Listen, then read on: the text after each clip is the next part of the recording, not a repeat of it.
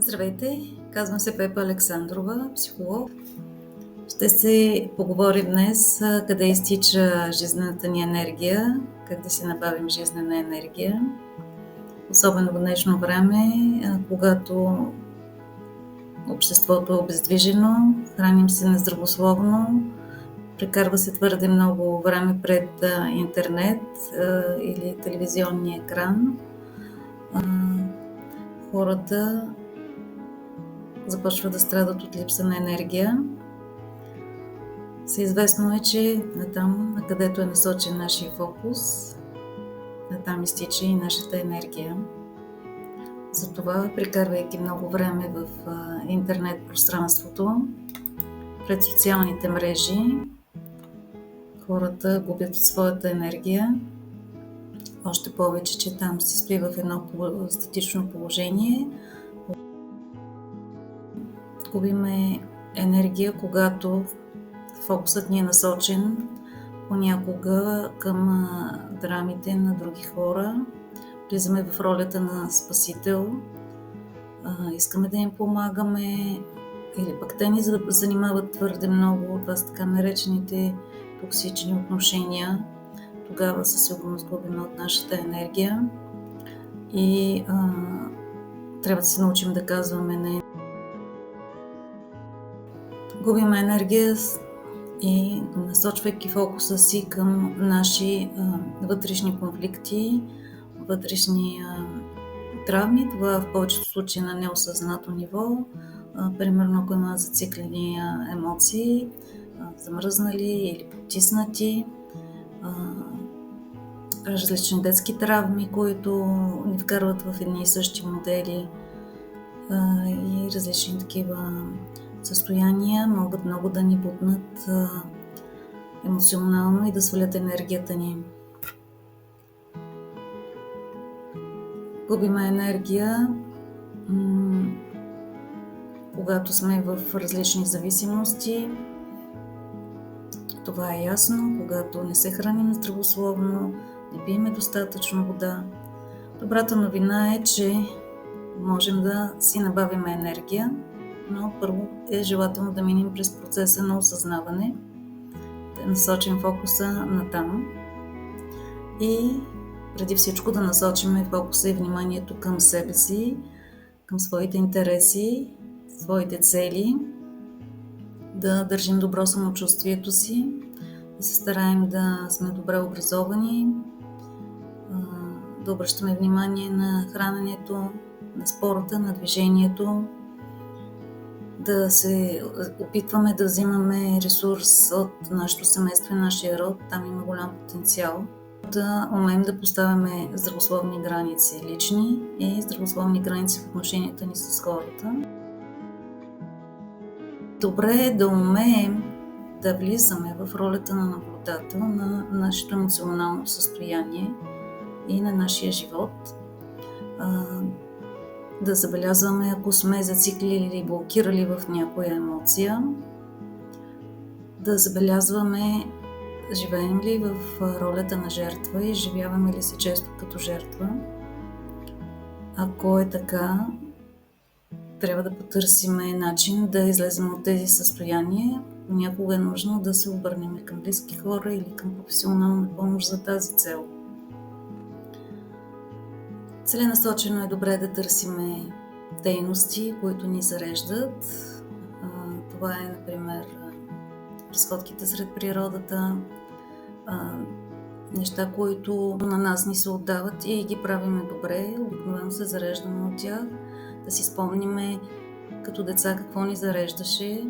Детето в нас е винаги живо. Не трябва, разбира се, да си забравяме вътрешното дете, а да се обръщаме към него. То ще ни покаже къде е щастливо, за да ни насочи и какво обичаме да правиме. Това го казвам, защото някои хора не знаят какво ги зарежда, какво ги прави доволни и щастливи. Добре е да превърнем движението и спорта в рутина в живота ни, тъй като е известно, че движението създава хормона ендорфин, а това е хормона на щастието. Добре е да го правим с приятели, на открито.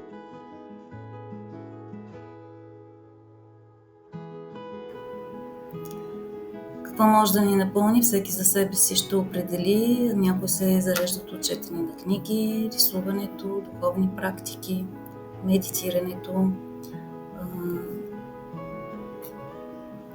Другото, което ни зарежда, това са умението да сме благодарни. Благодарността има много силна енергийна чистота. Това е доказано научно. Когато правиме благодарности, ние ще усетиме как се напълваме.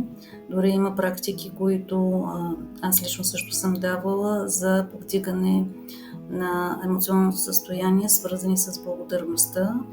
Има дневник на благодарността, който може всеки да си води. Практиката е минимум 7 дни седмично да се пишат по 107 благодарности в дневника. Опитайте и ще разберете колко силна е тази практика. Да си даваме, разбира се, любов, обич и внимание всеки ден, да си казваме думата "обичам се", защото ние сме най-важните хора за нас самите.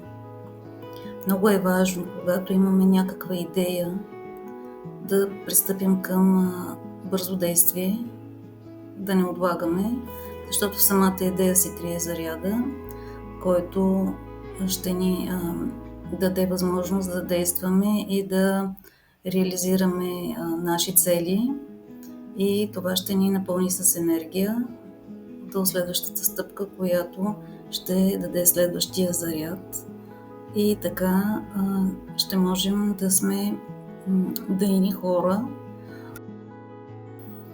И нека сега да направим една кратка практика за зареждане, центриране, влизане във вашата сила. Затвори очи и се отпусни. Направи няколко дълбоки вдишвания и издишвания. С всяко вдишване си дай спокойствие и мир, а с всяко издишване освободи мислите и напрежението. Дишай дълбоко, чак до корема. Още няколко пъти.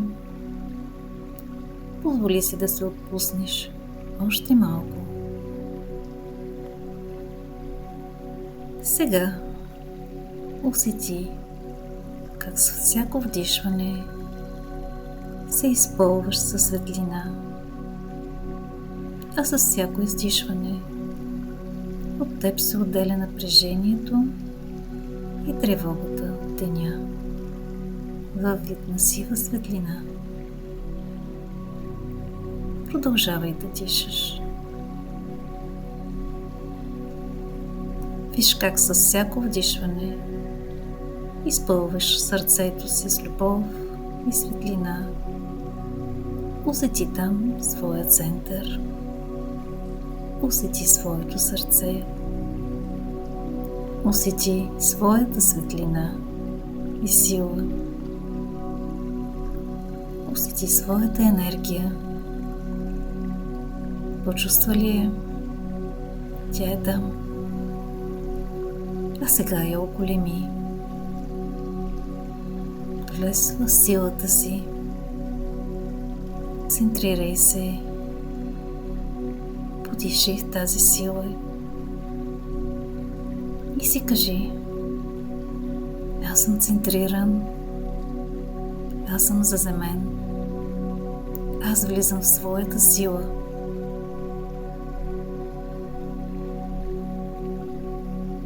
Остани така толкова дълго, колкото имаш нужда. След това се върни обратно към своя ден. Дай си внимание и обич. Кажете си: обичам се. И си дайте една голяма прегръдка.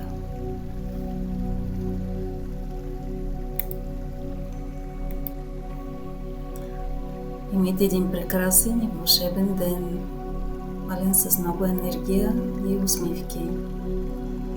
До нови срещи!